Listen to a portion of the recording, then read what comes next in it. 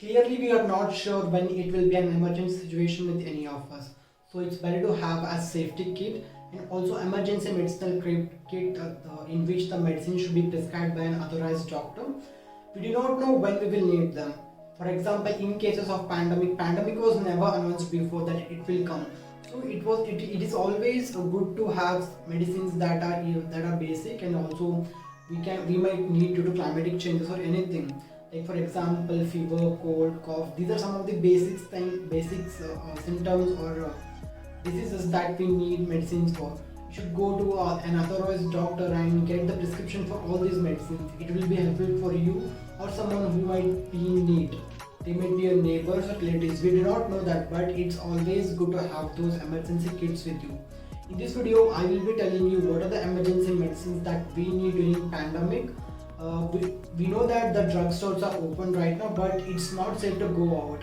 I know people take precautions, but still all the precautions are not at that helpful, that those are not that safe. So it's better to stay at home instead of going out during pandemic or any emergency conditions. It's better to have water with you instead of digging well whenever you need water. So in this video I will be telling you what are the emergency medicines you might need during pandemic, or when you have mild to moderate symptoms that can be cured at home isolation itself. Without wasting, let's get started with the video.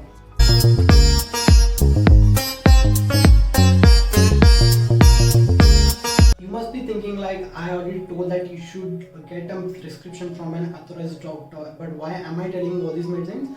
I am not telling these medicines. The government of India and also the government of Karnataka have released a prescription that says all the medicines that you should be having with you, so that it will be helpful for you people in cases of COVID positive and also in cases of emergency. Here is the list that is raised from BBMP, that is Brihad Bengaluru Mahanagar Palike, that is from Karnataka. In this video, we will be learning what are the uses of those medicines and when these medicines should be taken, what is the dose of these medicines. So please do watch it until the end so that it will be helpful for each and everyone.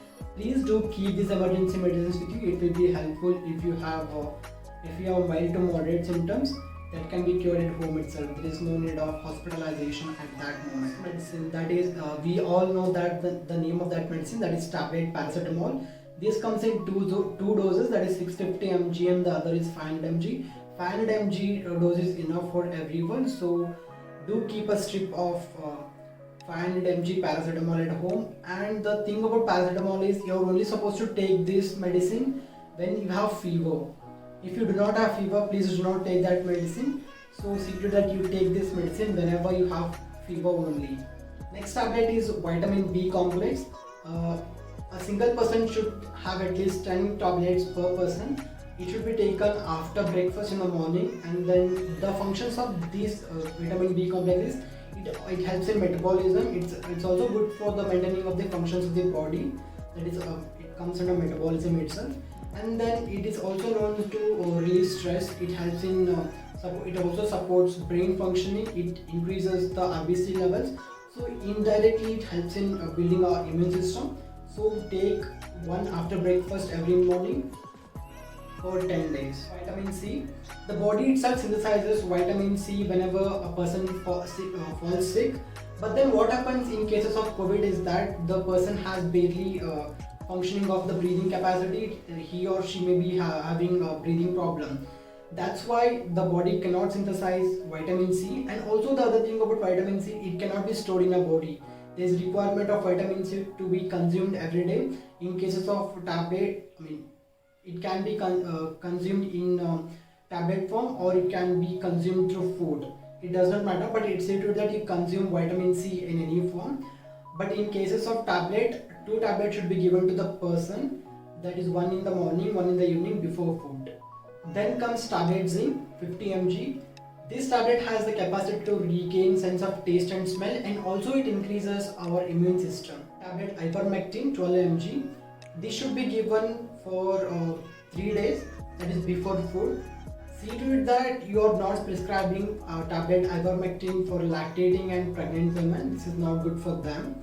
And then it is an anti-helminthic tablet that is known to inhibit the replication of SARS-CoV-2 strain.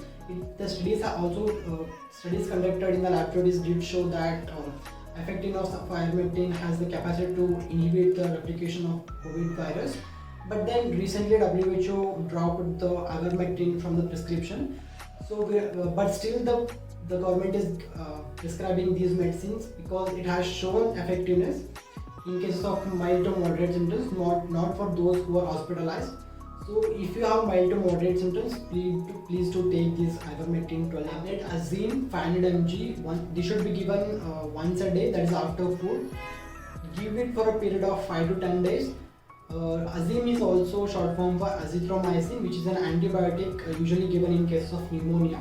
Azithromycin helps you breathe easily. It can be helpful in cases of infectious or bacterial infections. So do take this tablet, that is tablet Azim 500 mg. CPM, that's 4 mg tablet. This should be given at night for 3 to 5 days. And this should be given after food. And the other thing about CPM is it is an antihistamine tablet. This helps in allergies, if you have a hay fever or cold. So see to it that you give only in conditions of allergies, or if the person has symptoms of COVID is that knee pain, joint aches, or some kind of body aches. So for that, government has prescribed a painkiller, that is 500 mg of aceclofenac. This should be given after food if the person has some kind of pain in the body. If the result comes positive, there is no need to panic. First thing you are supposed to do is separate from all the home members in your family. See to it that the room you are staying in is well ventilated and has a separate bathroom and washroom for yourself. And also disinfect the things that you touch all the time. And whenever a person comes and is coming to talk to you, see that you both wear a double mask to help prevention and also to help infection to the other person. And there is no need to search for bed whenever you test positive. See to it that your pulse oximeter shows the oxygen saturation level above 94 or 95. If you have at around 90, it is fine, but see to that you get lot of oxygen. Open your windows. Your room should be well ventilated so that you can breathe easily. And then you can do a 6-minute walk test. That walk in a room for 6 minutes and then sit and take pulse oximeter and see the saturation of oxygen. If the oxygen level is more than 90, then you are fine. There is no need for oxygen cylinder or ventilators or anything. You're fine at home. You can be cured with those mild symptoms at home itself. Do not go find for a bed and stress yourself. Be home, be safe.